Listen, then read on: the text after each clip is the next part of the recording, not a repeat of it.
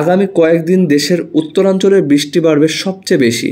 মৌসুমি বায়ু বাংলাদেশের উপর সক্রিয় ও উত্তর বঙ্গোপসাগরে প্রবল অবস্থায় রয়েছে, ফলে সারা দেশে ভারী বৃষ্টির আভাস দিয়েছে আবহাওয়া অধিদপ্তর, যা আগামী কয়েকদিন টানা চলবে।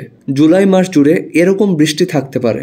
সোমবার 1 জুলাই থেকে আবহাওয়া অধিদপ্তরের আগামী 48 ঘন্টার এক পূর্বাভাসে এসব তথ্য জানানো হয়। আবহাওয়া অধিদপ্তরের পূর্বাভাসে বলা হয়েছে, আগামী কয়েকদিন দেশের উত্তরাঞ্চলে বৃষ্টি বাড়বে সবচেয়ে বেশি। উপকূলেও ভারী বৃষ্টি শুরু হয়ে গেছে, সেখানেও বৃষ্টি চলবে।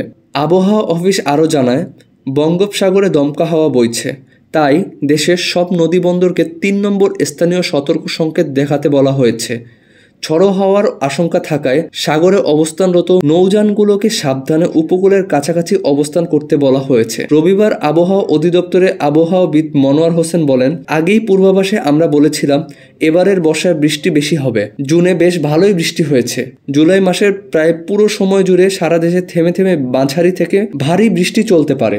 আবহাওয়া অধিদপ্তরের পূর্বাভাস বলেছে, আজ চট্টগ্রাম, রাঙ্গামাটি, খাগড়াছড়ি, বান্দরবন ও কক্সবাজারে পাহাড় ধসের আশঙ্কা আছে, তাই পাহাড়ের নিচে বসবাসকারীদের নিরাপদ অবস্থানে যাওয়ার কথা বলা হয়েছে।